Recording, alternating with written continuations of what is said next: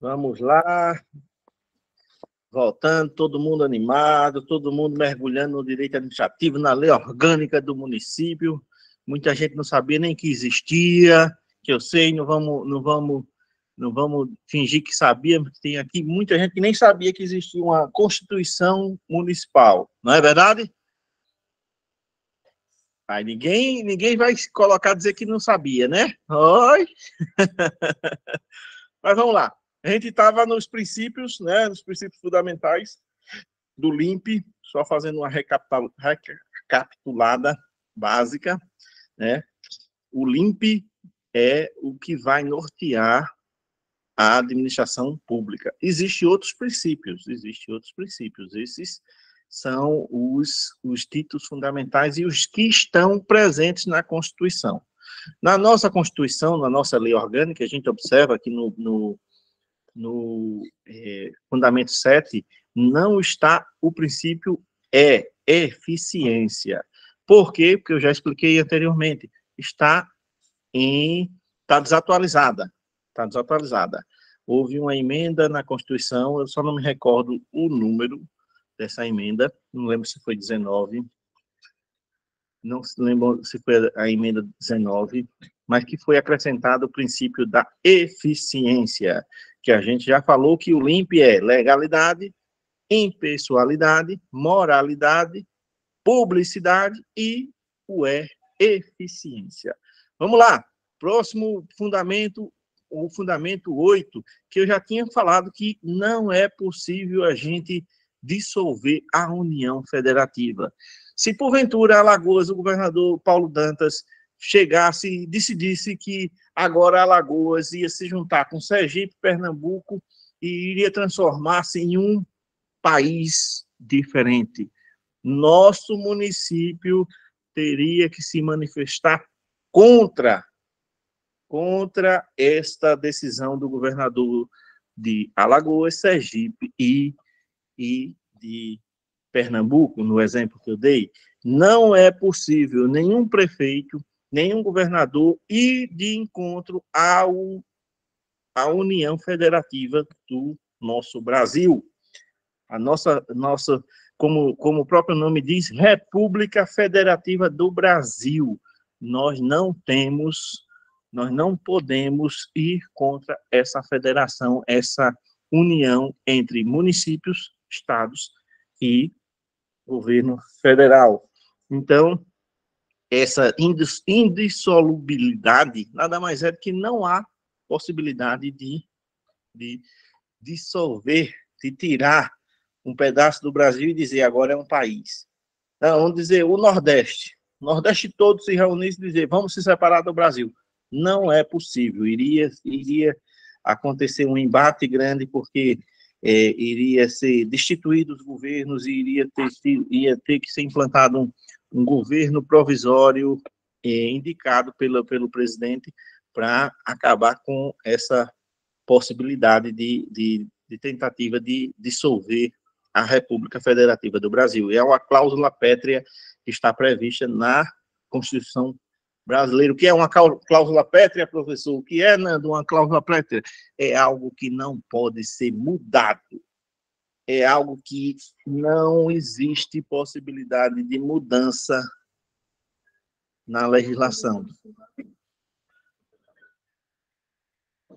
Então, a cláusula pétrea foi a minha menina, a mais nova, Laura, que veio aqui falar e acabei perdendo um pouco o raciocínio. Mas o que é uma cláusula pétrea? É algo que não permite alteração. A nossa Constituição, ela é uma Constituição que é chamada semi-rígida. Ela existe um processo para alterar, como já citei o exemplo, mesmo que o princípio da eficiência foi alterado, foi acrescentado, né?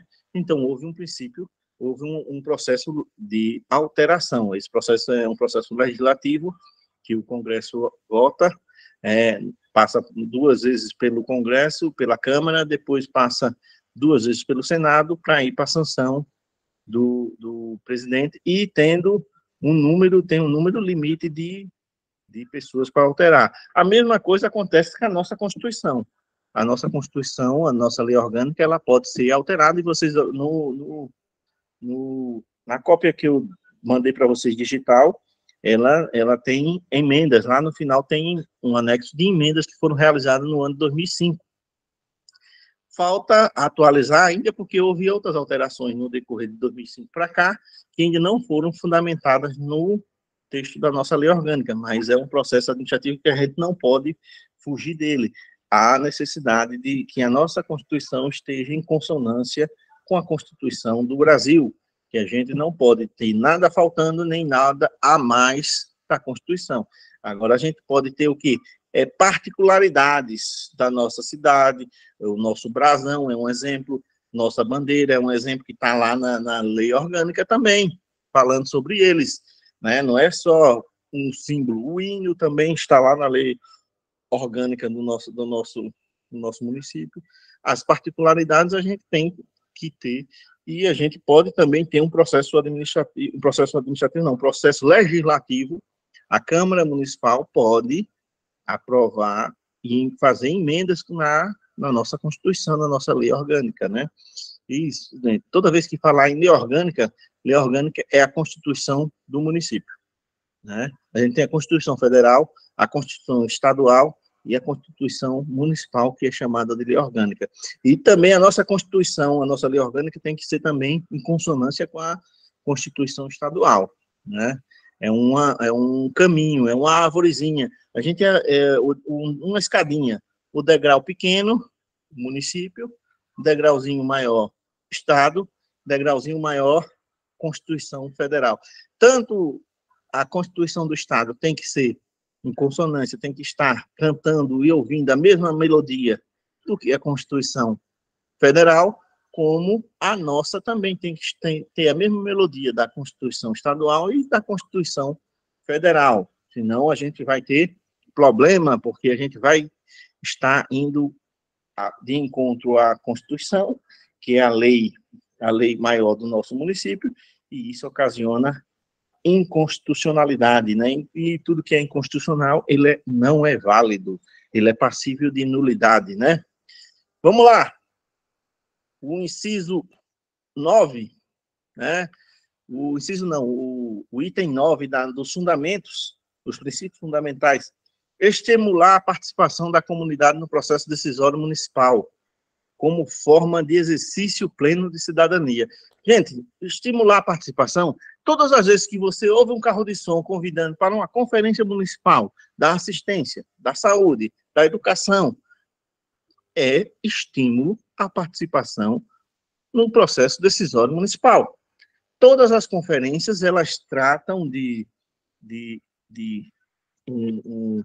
uma normativa sobre aquele assunto, né, que vai para uma plenária, é votado, e depois é encaminhado para a conferência estadual e é encaminhado para a conferência nacional e pode se transformar numa normativa que foi uma lei, algo que foi criado na Conferência Municipal.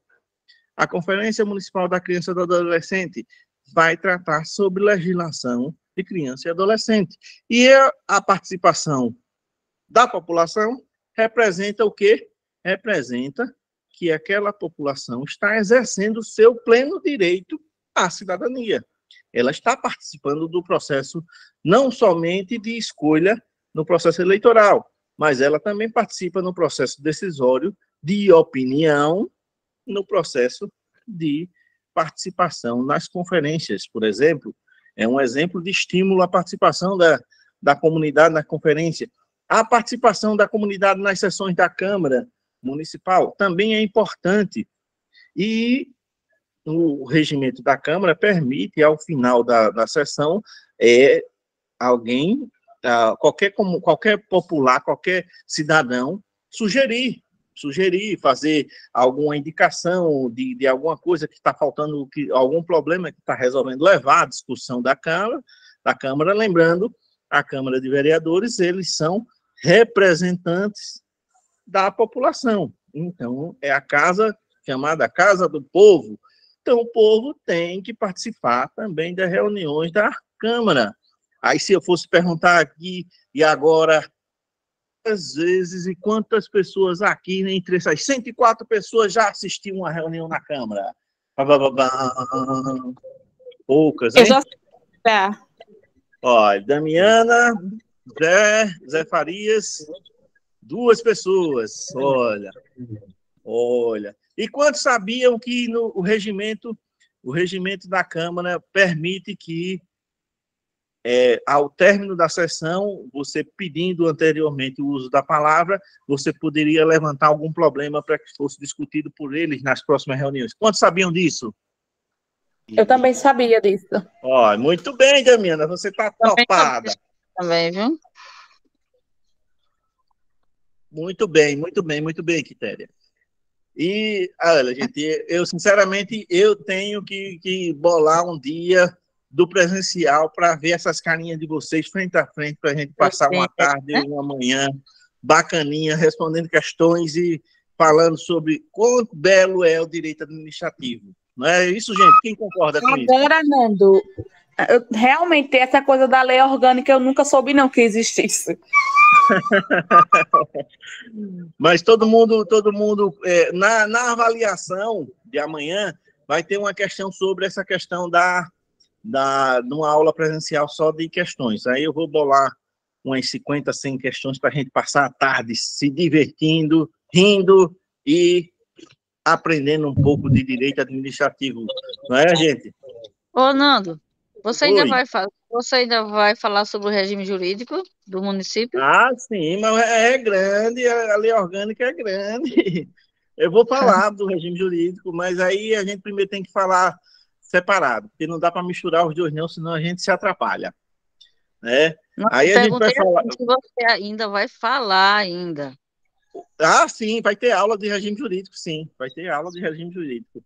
A gente vai ter aula de regime jurídico, a gente vai ter aula de lei orgânica, vamos ter questões de lei orgânica para a gente fazer, vamos ter questões de regime jurídico também para a gente fazer, né?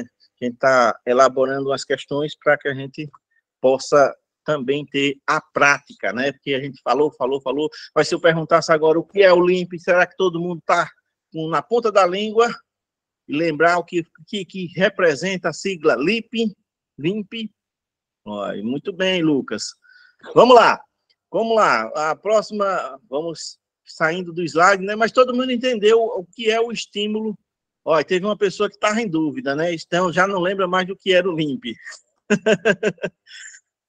A questão de estimular a participação da comunidade no processo decisório o processo decisório em si, ele acontece nas conferências, ele acontece na Câmara de Vereadores, ele acontece na elaboração da lei de diretrizes orçamentárias, na lei orçamentária anual, no plano plurianual, né, que são leis que também no processo administrativo, no direito administrativo são essenciais, né, porque não existe gestão sem orçamento, não existe governo funcionar sem ter um orçamento aprovado. Por quê? Porque, vocês lembram, o princípio da legalidade, o governo só pode fazer aquilo que a lei determina, não é isso? Então, a gente não pode fugir da legalidade. Por isso que é essencial que se tenha um orçamento, que se tenha uma lei de diretrizes orçamentárias, que há uma diferençazinha, a gente às vezes se atrapalha, porque a lei de diretrizes orçamentárias, ela dá a direção de como vai ser elaborada a lei orçamentária. E a lei orçamentária, propriamente dita, ela vai colocar exatamente aquilo que o município tem, eles chamam chamado de rúbrica. A rúbrica da educação, a rúbrica da saúde, nada mais é do que o orçamento previsto para a educação e como a educação vai utilizar aquele recurso durante aquele ano, como a saúde vai utilizar o recurso naquele ano, e assim a administração, a agricultura, a cultura, a assistência, todas elas têm, cada secretaria tem uma rúbrica determinando e vai mostrando, a lei orçamentária anual vai mostrando a previsão de quanto vai entrar de recurso naquele ano, naquele período, e o que aquela secretaria pode fazer de ação, né? Ou seja, é uma obediência ao princípio da legalidade, né? Tem uma legislação que controla como o município vai gastar o recurso do município, né? E lembrando sempre, recurso do município nada mais é do que o recurso do pagador de impostos. Quem são os pagadores de impostos? Somos nós, a população. Nós não compramos um palito de fósforo que não tenha imposto. Então, nós somos os pagadores de impostos e o recurso que vem para o município, ele é administrado pelos nossos representantes, tanto na Câmara de Vereadores como no Executivo Municipal, né? Executivo, prefeito e vice-prefeito, e Câmara de Vereadores, 11 representantes do povo, né? Vamos lá, vamos seguir para as competências. As competências de quem? As competências do Legislativo em consonância com, que chama, não é consonância, com a sanção do Executivo. A competência do Legislativo com a sanção, ou seja, a sanção quer dizer o quê? Significa o quê? Com a consonância do Executivo. Essa competência, se vocês estiverem acompanhando aí na lei orgânica, né, fala assim, competências do Legislativo com a sanção do Executivo. Mais ou menos isso que fala a nossa parte de competência, que são competências comuns, que a Câmara faz a competência, mas tem que ter o aval do Executivo. Tem que ter a sanção, ou seja, a sanção é o quê? A confirmação. Sanção, quando a gente fala de sanção, a gente não está falando de Dalila e sanção, do corte do cabelo, a gente está falando da confirmação do Executivo junto ao processo legislativo. Né, gente? A gente tem que separar as coisas e entender de maneira que a gente possa compreender, né? Sanção é confirmação do Executivo por parte do processo legislativo que foi feito. Um dos processos legislativos que é de competência do Legislativo, mas que tem que ter a sanção do Executivo, é legislar sobre assuntos de interesse local. Um exemplo, eu vou falar agora um exemplo de uma legislação que foi feita no nosso município e foi feita pela Câmara de Vereadores e foi sancionada pela prefeita Tainá, que foi a lei de criação do cursinho. O Canoa Cursos, existe uma legislação, uma lei municipal, e por que ela foi e coube esse processo legislativo? Porque é uma legislação de interesse coletivo, interesse local. Por favor, baixa esse som. Você está vendo eu dando aula, Laura? A minha filha com som, já pensou? A pessoa dando aula concentrada aqui ouvindo, não sei nem quem é que canta isso, Laura. Não sei nem quem é esse cantor, mas aí não tem lógica, né, gente? Tá concentrado, eu perdi até o foco. Mas vamos lá. O exemplo que eu estava dizendo, uma legislação que foi criada por um interesse local. A legislação do Canoa Cursos é um exemplo. Houve um processo legislativo. Vocês veem que às vezes eu atrapalho o processo legislativo com o processo administrativo, que não tem nada a ver uma coisa com a outra. O processo legislativo, por direito administrativo, é um processo também administrativo, né? Só que é um processo específico da Câmara de Vereadores, no caso local, da Assembleia Legislativa, no caso estadual, e do Congresso Nacional, no caso federal. Mas vamos lá para o nosso exemplo aqui, para a gente entender.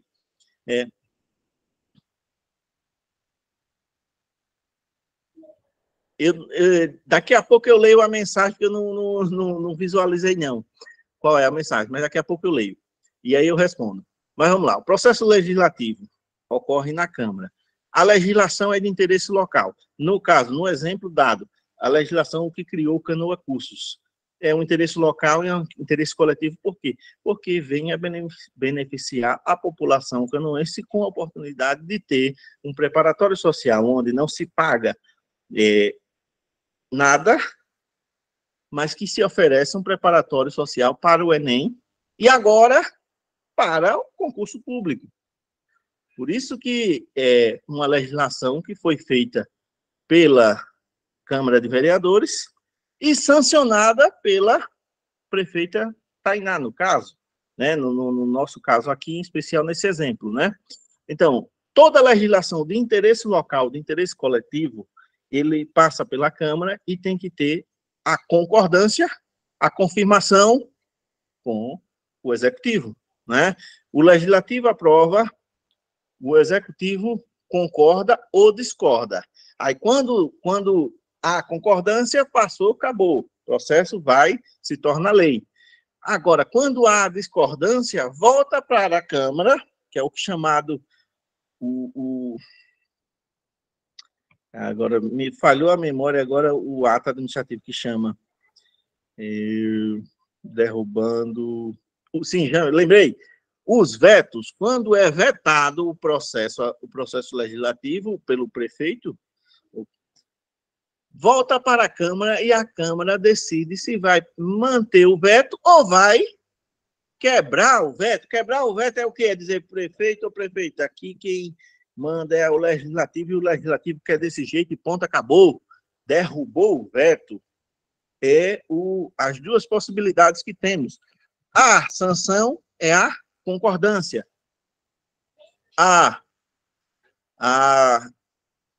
O veto é a discordância.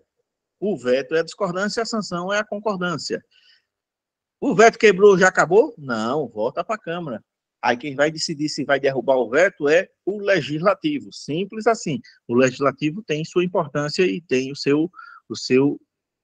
trabalho também, seu valor. Vamos lá. Outra competência do Legislativo e que tem que ter a concordância do Executivo.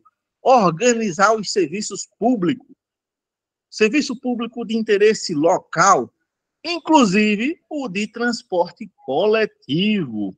E o de transporte coletivo, ele tem uma coisa que é chamada e é considerada caráter essencial.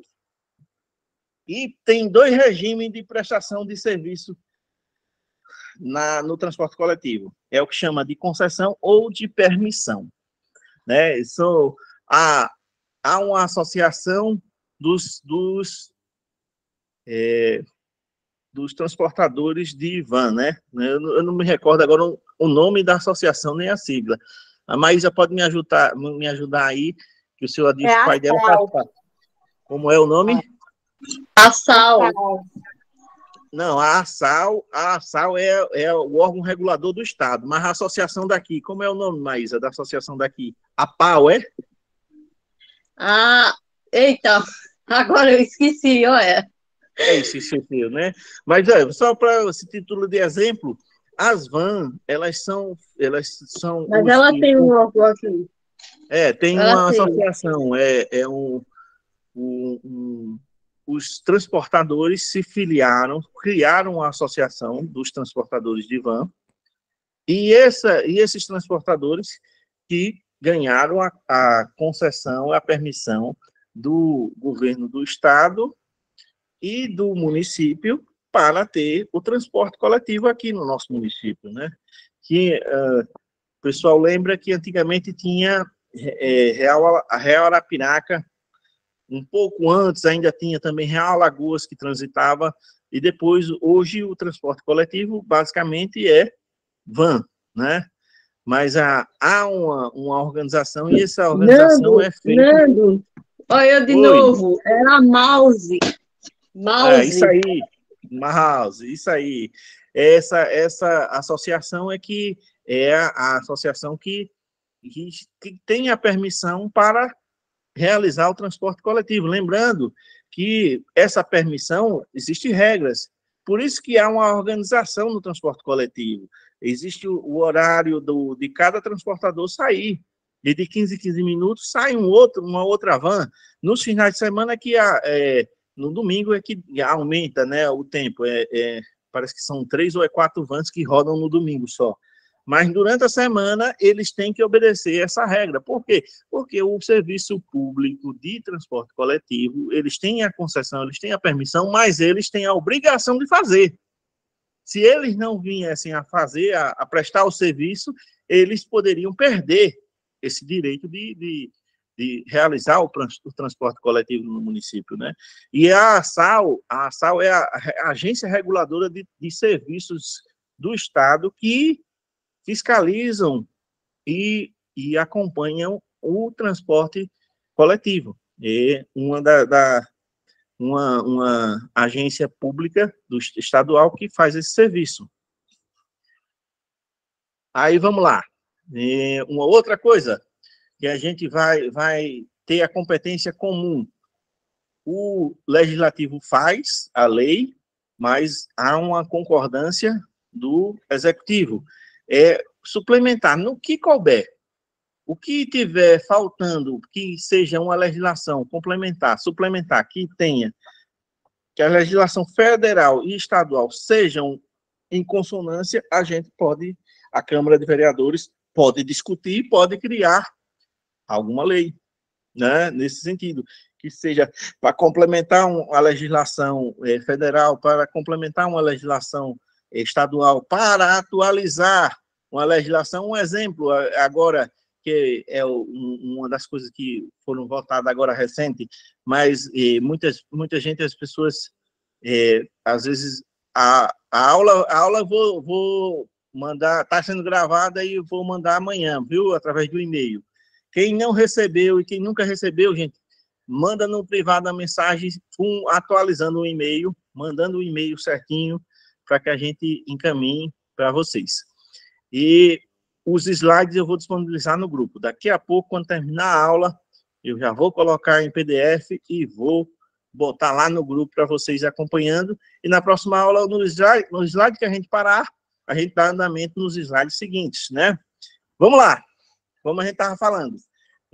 Uma outra competência comum entre o legislativo e o executivo, que significa que os dois têm que estar em consonância, um tem que concordar com o outro, o criar, o organizar, o suprimir os distritos, respeitada a legislação estadual, né? Hoje a gente tem o distrito de Mata Limpa, né? O único distrito na nossa cidade hoje é o distrito de Mata Limpa. Os outros são povoados, são sítios, né? Não há um outro distrito, mas é impossível criar? Não, é só um processo administrativo, um processo legislativo, Por exemplo, a gente tem hoje a comunidade de Antunica muito grande, tem 4 a 5 Antunicas já, né, que chama Escondido, Antunica 1, Antunica 2, é enorme. Pode a Câmara, a partir da vontade de um dos vereadores, se solicitar a criação de um distrito em Antunica, né? O que a gente não pode? A gente não pode ir de encontro à lei estadual referente à criação, né? Se a lei estadual diz que a gente não pode interferir em alguma coisa, a gente não pode ser contra. Mas a gente pode discutir e criar um distrito de Alexandre, distrito de Antunica, o distrito de Capim, distrito de Pau d'Arco. Depende muito da vontade do legislador, essa discussão, né? Essa é uma discussão, aí vai para a sanção do executivo, o executivo sancionou, virou lei. Diga aí. Então, no caso, poderia ganhar outro nome, só que pertencente a Antunica, vamos dizer, tipo Escondido. Poderia ser registrado com esse nome pertencente a Antunica? Não, né? Assim, o nome em si do Escondido é os populares que colocou esse nome, né? Que definiram esse nome. Aí o processo legislativo pode haver uma discussão na Câmara para nomear essa comunidade como uma comunidade à parte de Antunica, entendeu? Como hoje tem Capim, Pau d'Arco, Mata Limpa, bem próximo uma da outra, né? Mas a comunidade do Capim, ela foi nomeada assim através de um processo legislativo, a comunidade do Pau d'Arco, a comunidade da Mata Limpa também, houve um processo legislativo criando essas comunidades. E o distrito de Mata Limpa também, houve um processo legislativo criando o distrito de Mata Limpa, por isso que é um distrito, né? Vamos lá, a próxima competência, instituir e arrecadar os tributos de sua competência, bem como aplicar sua renda. Instituir e arrecadar os tributos, gente, olha, a tributação no Brasil ela é chamada tripartite. Tem a tributação federal, a tributação estadual e a tributação municipal. A principal tributação municipal é a que chama IPTU. E existe a legislação, existe o processo administrativo, e essa legislação do IPTU é o Imposto Predial Urbano, Territorial Urbano, salvo me engano é isso, Imposto Predial Territorial Urbano. É um imposto do município. O município pode abrir mão dessa receita, o município pode não cobrar, como acontece aqui. Não há cobrança em si, mas o município não pode abrir mão da receita. O que acontece? Por que não pode abrir mão? Porque está na Constituição Federal que o município não tem competência para abrir mão de receita de impostos de sua competência, que no caso é o Imposto Predial Territorial Rural, o IPTU, e tem um outro imposto também que pode ser instituído aqui, só vai ser instituído aqui quando a gente tiver saneamento básico, que é a taxa de esgoto, por exemplo, o imposto sobre o esgoto.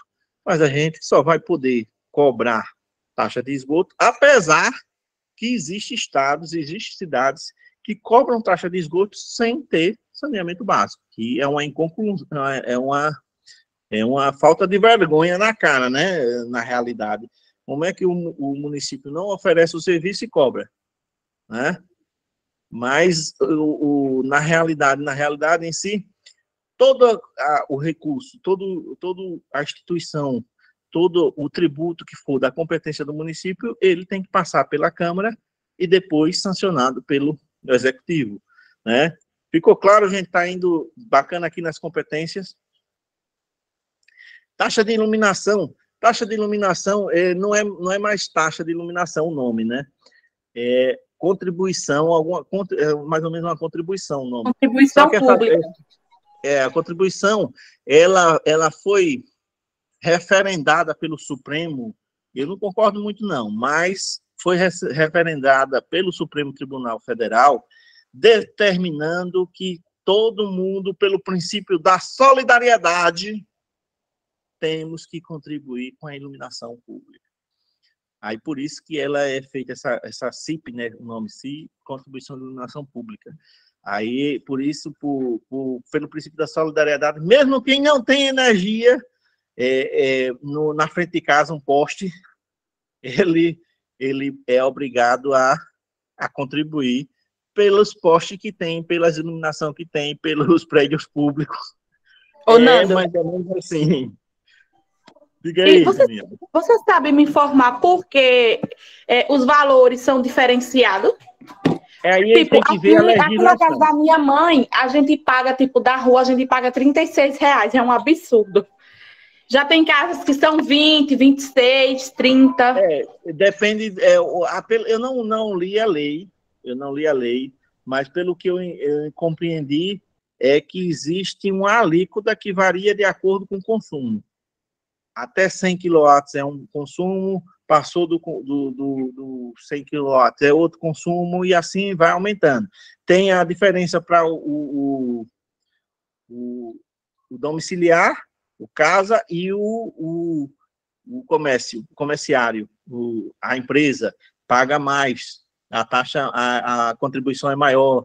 Tem uma diferençazinha, mas eu só poderia ter certeza se eu pegasse a lei e lesse, Damiana, em si. Mas o que foi me passado quando eu questionei algumas coisas foi exatamente isso. Há uma alíquota que varia de acordo com o consumo. Até 50 kW é uma coisa, até 100 é outra, até 150 é outra, e assim vai. Por aí. É verdade. Para quem tem comércio, chega até R$500. Né, uma contribuição muito cara mesmo. Vamos lá, vamos continuar aqui com o direito administrativo, essa belezura. Eu acredito que todo mundo está amando o direito administrativo, né? Eu sou apaixonado pelo direito administrativo, eu tenho que confessar a vocês, né? E também estou gostando muito de ter esse momento de retornar à sala de aula, Zé. Desde 2014 que eu estava fora da sala de aula, mas hoje eu estou E estou cada dia mais convencido de que eu não deveria ter ficado tanto tempo longe da sala de aula. Gostei e gosto muito de contribuir e de construir conhecimento com vocês e com todos os nossos alunos que passaram pela nossa vida. Vamos lá! Outra coisa que a gente tem competência comum é manter, com cooperação técnica da União e do Estado, programas de educação pré-escolar e de ensino fundamental. E temos ainda aqui, que isso aí ainda está desatualizado, igualmente aquela parte do ensino fundamental, nós temos aí que incluir a creche.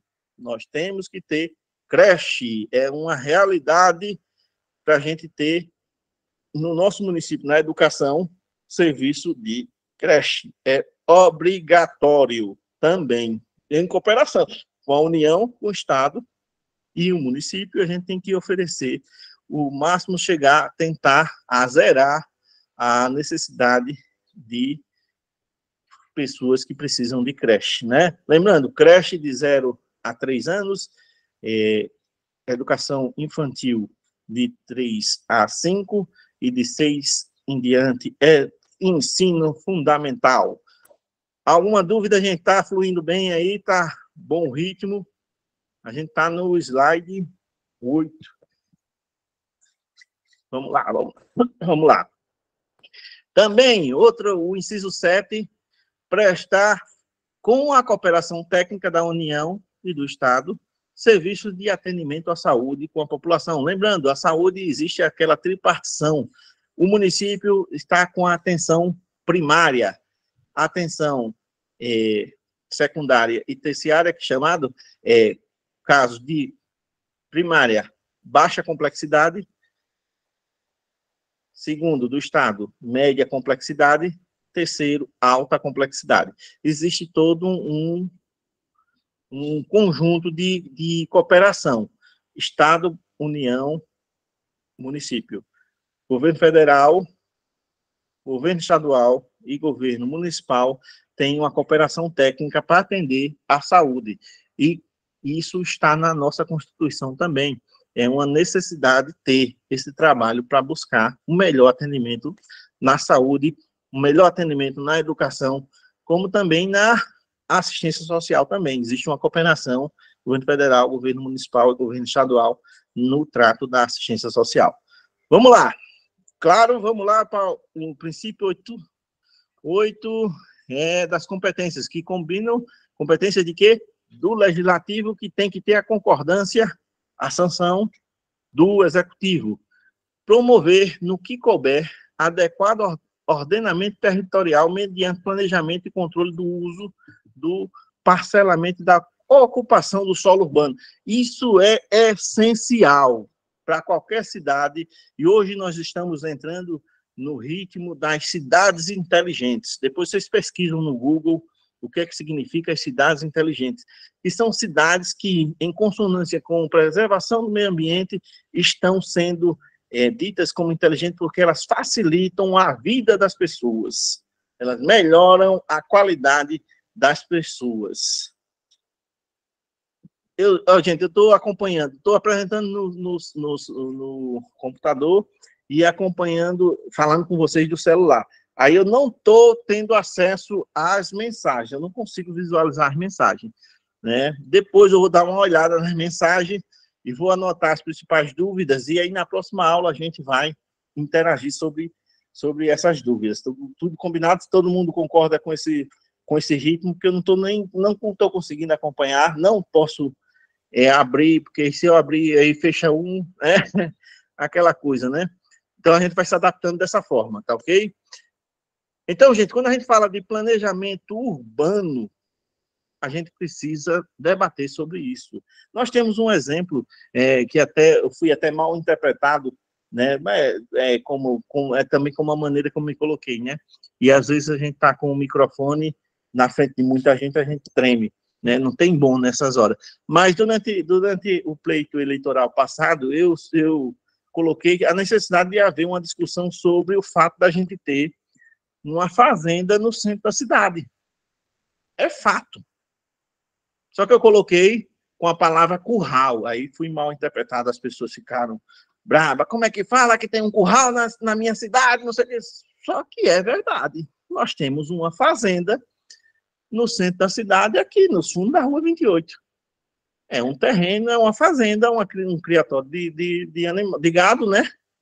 Que está empacando o desenvolvimento urbano. É fato. A gente precisa debater sobre isso. Se a gente não debater, quem vai debater sobre isso? Se a gente que é munícipe, que mora na nossa cidade, se a gente não questionar que esse terreno está barrando o desenvolvimento da nossa cidade, quem é que vai debater sobre isso? Eu concordo, Ronaldo. E debater sobre isso não significa dizer que a gente vai invadir o terreno do homem, vai abrir rua. Não, não existe isso. Debater sobre isso é pensar em planejar, em organizar, em ter naquele terreno uma ocupação que gere emprego, renda e desenvolvimento na cidade, né? É um debate que eu levantei na campanha, fui mal interpretado, mas eu não deixo de debater, né? Colocando com as palavras agora de planejamento urbano, é necessário a gente ter esse questionamento e a gente levantar essa pauta. É preciso a gente ter naquele terreno um vislumbre da gente ter moradias, da gente ter praças, da gente ter novas escolas, da gente ter um distrito industrial ali beirando a pista. Por que não? Por que a gente não pode debater sobre isso? Não é? Isso está dentro da nossa Constituição e permite, se está dentro da Constituição, permite que o cidadão participe desse processo, de inicie esse debate, né? E aí é uma coisa necessária que a gente vê que a nossa Constituição já levanta esse debate de que a gente tem que ter o planejamento e o controle da ocupação do solo urbano. A ocupação do solo urbano. Vamos lá. A nossa próxima, nosso item 8, não, 9 agora, né? O 9. Estimular e desenvolver ações de proteção ao patrimônio artístico, cultural, arqueológico e paisagístico local. Isso é um exemplo. A gente tem o Memorial Antônio Dedé. Quem aqui conhece o Memorial Antônio Dedé? Quem foi lá? O Zé, mais alguém? Já foi lá visitar? Já foi lá conhecer as obras do Antônio Dedé? Um patrimônio cultural imaterial do nosso município. Ó, a Daiane não foi. Vá, Daiane, vai lá conhecer. E isso é uma forma de estimular as ações para proteção e desenvolvimento do patrimônio artístico-cultural. Antônio Dedé é um exemplo, né? Antônio Dedé ganhou o memorial porque veio a falecer, mas a gente tem artistas de renome internacional ainda aqui entre nós, né? A gente tem o Hermeto Pascoal como uma referência na música, né? Um gênio, Hermeto Pascoal. Ele tem uma musicalidade que é estudada em todas as universidades de música do mundo. Você já pensou uma pessoa ter um talento que é estudado por todas as universidades do mundo daquele ramo? Onde se tem universidade de música, tem alguém que estuda o Hermeto Pascoal. Isso é uma coisa excepcional, gente. A gente talvez não tenha proporção do que é isso, porque o Hermeto Pascoal está vivo. Mas quando ele falecer, quando chegar o dia dele, da partida dele para o plano espiritual, eu tenho certeza de uma coisa. Hermeto Pascoal, a sua musicalidade, o seu talento, a sua genialidade vai ser comparada a Beethoven, Bach e tantos outros gênios da música erudita.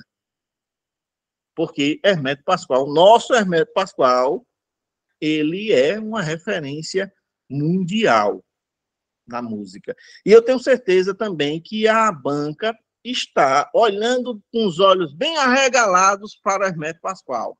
Inclusive, agora, recente, recebeu um prêmio na Universidade de Nova York, uma universidade de Nova York, né? Então, olhem, leiam sobre Hermeto Pascoal, sobre esses prêmios recentes. Ele já foi ganhador de Grammy, Grammy Latino, né? O Grammy é o maior, é o Oscar da música. E o Hermeto Pascoal já foi ganhador, né? Então, tudo isso a gente tem que estar antenado, né? A gente está estudando direito administrativo, mas a gente também está pensando nos nossos ilustres. Nós estamos falando de cultura, de patrimônio, nós temos que lembrar dos nossos ilustres. Temos ainda o Raimundo Ô, Arte. Nando, Oi. olha, hoje eu estava lendo estava fazendo uma pesquisa sobre Hermeto Pascoal. Muito, você falando agora aí, eu lembrei da pesquisa que eu estava fazendo. Era bom se tivesse como a gente fazer aqui em Lagoa da Canoa um projeto para resgatar a origem dos antigos, que Lagoa da Canoa Boa, foi criada em 1842. boa mesmo, Tá boa vendo? mesmo. É, É, tava uma boa olhando hoje sugestão, aqui como Quitéria. foi toda a história de Lagoa da Canoa. É uma boa sugestão. A UPEC fez um trabalho no documentário tentando um resgate, né? Um pequeno resgate, uma pequena amostra, né? Mas é uma boa sugestão mesmo, viu? Da gente ter Eu esse acho assim resgate, que uma feira, da uma gente feira seria muito legal. Uma feira seria exatamente. bem produtivo. Eu vou. Se a Joana estiver nos ouvindo, eu vou sugerir a Joana algo nesse sentido, né? Uma mostra cultural só falando das personalidades artísticas do nosso município, né? Os nossos alunos, botar os nossos alunos para pesquisar, para entender, para compreender quem foi e por que são importantes essas personalidades, né? Nós temos, como eu estava falando, tem o Antônio Dedé, tem o Raimundo, o seu Raimundo. O seu Raimundo tem obras espalhadas também pelo mundo. O Raimundo Arte, né? O Reinaldo também tem obras belíssimas e tem trabalho também espalhado. Orlando Silva é pouco conhecido, porque hoje mora em Maceió, mas Orlando Silva é canoense também, e o Orlando tem um mural, Zumbi dos Palmares. Quando vocês forem para o aeroporto, procurem saber onde é que está o mural Zumbi dos Palmares, que foi o nosso... Não, o Zumbi dos Palmares é o nome do aeroporto. O mural, salvo me engano, é mural Guerreiro Alagoano, alguma coisa assim, em cubismo, mas uma parede enorme lá do aeroporto, com uma obra enorme do Orlando Silva. E pouca gente conhece essa história, mas é uma coisa belíssima. E a gente já aqui na Canoa, Canoa pequenininha, tem um gênio da música, e já tivemos um imortal da Academia Brasileira de Letras. E hoje nós temos uma Academia Brasileira, Lago Canoense, Academia Lago Canoense de Letras, que precisa também ser prestigiada, que precisa também as pessoas conhecerem. Nós temos belíssimos artistas, belíssimos escritores, temos pessoas que estão produzindo, escrevendo um fato que é bacana e é importante, que essa escrita vai permanecer e vai ficar para o futuro. Eu As não, próximas gerações... Oi. eu não sei bem dizer, mas se a memória não me falha no momento, foi da Academia Brasileira de Alagoas, né, agora, né? Que teve a José, parece que é José Francisco, não sei de que é o nome do cara, do rapaz foi por agora há pouco, isso aí. Pelo Da menos na Alagoana. pesquisa. Sim, Alagoano, sim, mas só é de Lagoa da Canoa. Esse eu desconheço, mas vou pesquisar sobre. Agora, a Dá uma Academia Lago pesquisada, Canoense, vou dar uma pesquisada aqui, Téria. Obrigado pela dica. viu? A Academia Lago Canoense de Letras, ela tem publicações, há publicações coletivas com poemas da Mônica Anjos, grande poemas de cordel, grande cordelista Mônica. Há publicações individuais da professora Marinalva Pinheiro, também belíssimas obras. Há publicações são a Margarete, o Oliveira faz parte, acho que o Sandro, diretor da José Rodrigues, também faz parte. É uma equipe bacana que estão produzindo algo bacana. A gente precisa conhecer, a gente precisa ter noção de que tem gente produzindo literatura na Lagoa da Canoa. E a gente já teve um escritor que é imortal na Academia Brasileira de Letras, que é o nosso Agnello Rodrigues, o famoso Judas Esgorogotas, né? Pois é, sobre E ele que eu estava lendo hoje. é Sobre ele. um canoense que foi É. Ele escreveu imortal, que é também uma novela, imortal. não foi? Ele Ele escreveu tinha, várias obras, o foco dele era acho que com é 15 relação ao livros, sertão, parece. muita coisa bacana ele tem. E essas Até pessoas copiei precisam lá, ter, até copiei um negócio, deixei lá copiado aqui para mim depois pegar e ver como é que eu vou fazer para estudar. Muito pronto, bonita a história, muito bonita a história do Lagoa muito da bem. Canoa. Se eu Muitos soubesse botar ilustres. o emojizinho das palmas, eu ia botar palmas para você, Quitéria. Mas eu vou aprender isso. Vamos lá, gente, vamos lá. Essa questão artística, a gente vai ficar num outro momento que a gente vai ter também aula da história e da Lagoa da Canoa, né? Vamos lá, gente. Quais são as vedações? O que é que o poder público municipal não pode fazer? Né? Nem por intermédio da Câmara, nem por decreto, portaria do Executivo. As vedações. Por exemplo, estabelecer cultos religiosos ou igrejas, subvencioná-las, embaraçar-lhes o funcionamento, ou manter com elas ou seus representantes relações de dependência ou aliança, ressalvadas na forma da lei a colaboração do interesse público. Isso é a questão do Estado laico, gente. O Brasil é um Estado laico. O Brasil não pode professar uma única religião. O Brasil deve manter em convivência harmônica com todas as religiões. Mas não pode ter uma religião do Estado. Aí vem para o município também. O município não pode ter uma igreja que seja a igreja do município de Lagoa da Canoa. Não pode ter. Por quê? O município ele tem que abraçar o católico, o protestante, o espírita, onde for, qualquer que seja a religião, o município tem que respeitar o funcionamento, respeitar os dogmas, respeitar os cultos, a maneira de cultuarem, mas ele não pode ter uma religião. Isso é o Estado laico. Basicamente, é o que representa esse parágrafo todo. Quando falar em cultos religiosos, você lembrar, está falando do Estado laico. O Estado laico, o município, ele não pode ter uma religião oficial, ele não pode ter uma religião preferida, ele tem que conviver harmonicamente com todas as religiões. Né, gente? Ficou claro isso? Nossa, que interessante isso, viu? Mas é bem por aí mesmo, Jadilene, bem por aí mesmo. Vamos lá, próxima vedação. Utilizar ou permitir que seja utilizado para propaganda político-partidária ou para fins estranhos à administração, estabelecimento gráficos ou serviços de alto-falante de sua propriedade. Está entendendo, gente?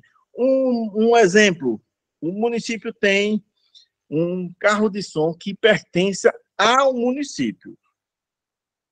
O carro de som que pertence ao município não pode ser usado em campanha política, em propaganda estranha à administração. Simples assim. É o princípio da impessoalidade. A gente já falou sobre isso. Não se pode associar imagem fazendo propaganda com a coisa pública. É direito administrativo que a gente está falando. Então, se a gente não pode fazer, a gente não pode usar. Por exemplo, antigamente, isso aí eu não cheguei a ver, que eu não sou tão velho assim, mas antigamente, por exemplo, a Câmara de Vereadores tinha 2 alto-falantes, onde era transmitido, todas as reuniões eram transmitidas e o pessoal ficava na praça ouvindo as discussões na Câmara. Não se poderia usar esses alto-falantes para fazer campanha eleitoral. Não se poderia usar esses alto-falantes para fazer propaganda de empresa A ou empresa B.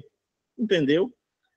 Porque estaria sendo alheio à administração pública. No caso lá, o legislativo ele poderia divulgar as ações, os atos, as sessões, os projetos que foram aprovados, tudo que foi feito pelo Legislativo, ele poderia divulgar lá, mas não poderia fazer campanha política. A mesma coisa, tinha um na prefeitura também, muito bem, tinha um serviço de som na prefeitura também, que também não poderia ser usado nesse sentido, de usar para interesse próprio, né? Isso é o que está dizendo, princípio da impessoalidade. Outra vedação para a gente encerrar por hoje, e a gente parar no nono. Não, o décimo slide só tem uma vedação, então vamos encerrar a vedação e a gente encerra por hoje. Vamos lá, a terceira vedação: doar bens imóveis ou conceder o direito real de uso dos mesmos, otorgar isenções fiscais ou permitir a remissão de dívida sem o interesse público manifesto sob pena de nulidade do ato. O que é que significa isso? O município não pode pegar um terreno e doar sem que tenha um interesse coletivo, um interesse público por trás. Por exemplo, o município doa um terreno para uma instituição filantrópica usar para fazer uma sede. Ele pode. Mas ele pode doar um terreno para uma empresa. Doar um terreno para uma empresa não pode. Agora, ele pode dar isenções fiscais, aprovado pela Câmara, aprovado pelo Estado, pelo governo do Estado, para a instalação da empresa, mas a empresa tem que pagar o terreno. Mesmo que pague o terreno um valor irrisório, mas tem que pagar, não pode ser doado 100%. Ô, Nando, Entendeu? isso também se inclui na questão, no caso, em relação a igrejas? Tipo, esses pontos também se incluem? Sim, a igreja tem um interesse coletivo, um interesse da comunidade ali que pertence àquela localidade. Aí, se tiver um terreno público e o município receber a proposta de doação da igreja, ele pode doar, desde que tenha um interesse coletivo daquela comunidade onde a igreja está localizada. O terreno pode ser doado para servir de moradia, para a construção de moradias populares. Pode ser doado para a população que prove a necessidade, que não possui moradia e que o terreno sirva para ser construído casas populares, ele pode fazer. Agora, ele não pode doar para alguém que já tem uma casa, por exemplo. Alguém que possui uma casa não pode receber, ou pode receber, a pessoa até pode, né? Mas o município, se estiver praticando isso, estaria infringindo o princípio que está aqui, essa vedação, ele estaria infringindo a lei. Se está infringindo a lei, ele não pode fazer. A gente não viu isso? Legalidade para o poder público significa o quê? O poder público só pode fazer aquilo que a lei determina. Ponto final, não tem exceção. O poder público só pode fazer aquilo que a lei determina. Se a lei determinar que não pode doar bens dessa forma para empresas, bens para pessoas que não têm interesse público, não pode. Não tem um meio termo nesse caso. Vamos lá. A empresa privada pode vir, mas aí ela pagaria o terreno. Exatamente, é assim, funciona assim. O Distrito Industrial de Limoeiro, todo mundo quando vai para Maceió não passa ali depois de Pelé, aí acho que é antes de Ginipapo, não tem aquele Distrito Industrial, hoje está instalado lá, acho que a Popular Alimentos, a Relevo Pré-Moldados, tem uma distribuidora do Unicompra, vai ser lá.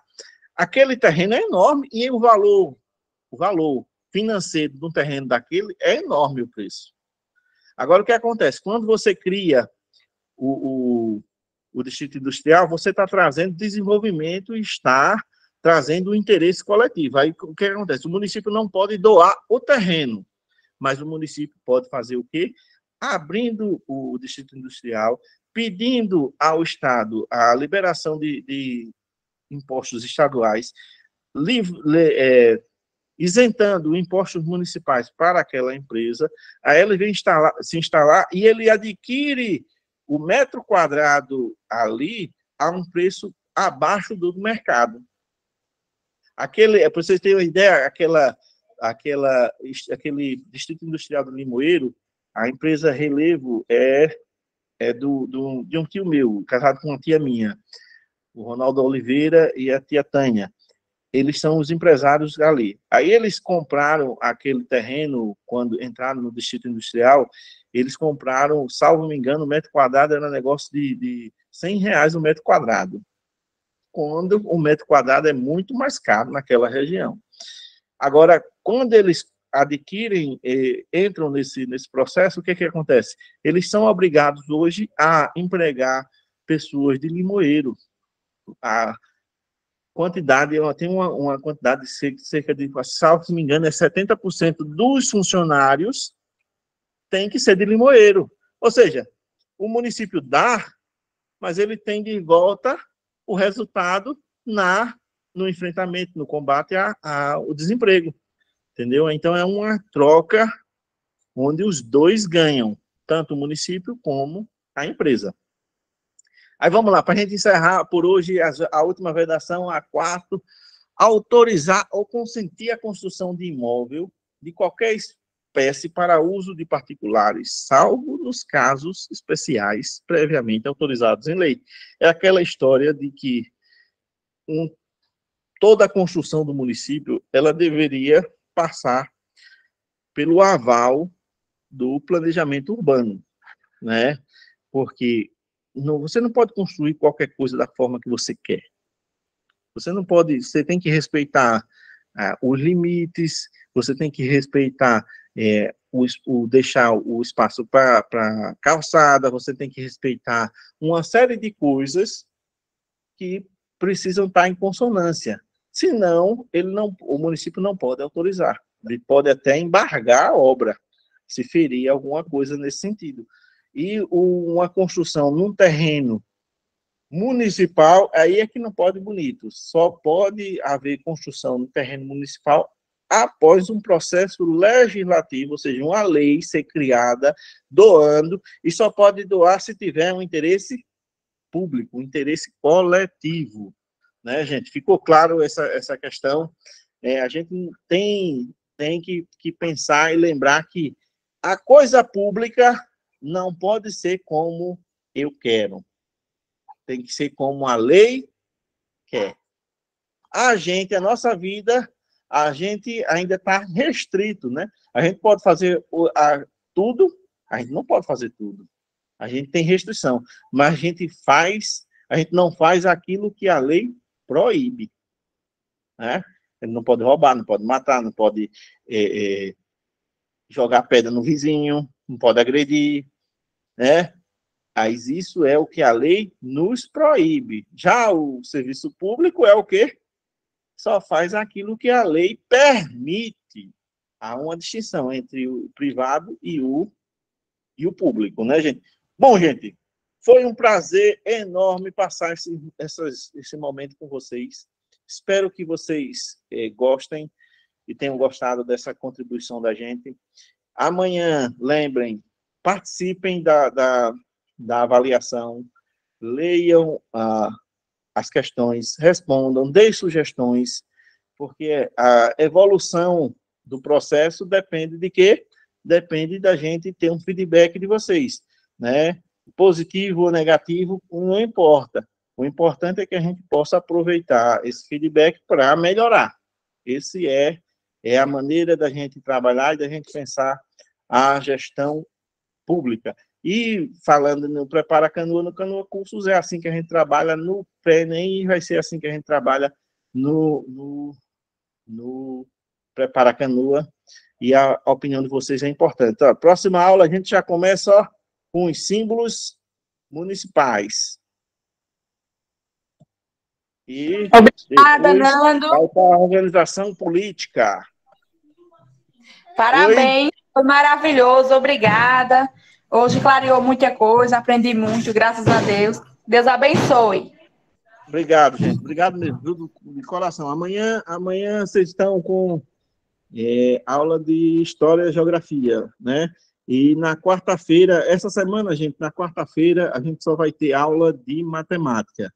O professor Wickley, ele está num seminário dando uma palestra sobre ABNT na Universidade UNIT na quarta-feira. Mas na quinta-feira ele está de volta e a aula dele da quinta vai ficar gravada. Quem não conseguir assistir na quinta em si, não se preocupe, na sexta vai estar no e-mail de vocês. Tá ok, gente? Uma boa noite, fiquem todos com Deus e até uma próxima oportunidade. Eu vou agora ler as perguntas no chat e vou separar algumas. Na próxima aula a gente tenta responder, viu, gente? Obrigado, gente. Tchau, tchau.